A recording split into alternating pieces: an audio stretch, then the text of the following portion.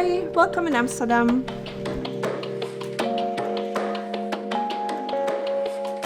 The architect has that fantastic role of listening to all the different voices that are involved and to bring it together, almost like a visionary moderator.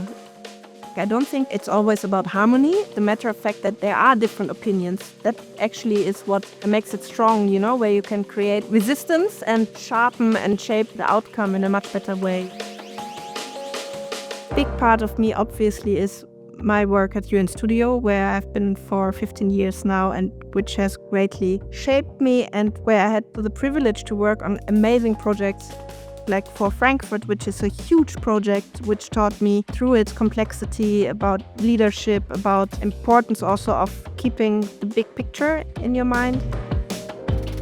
What inspires me most? It's context and people. Where can you actually connect to? I think that is also something that you, as an architect, always try to integrate into the project. So you hope that the place that you're creating, all the passion that you put in, resonate with the people that will use it in the end.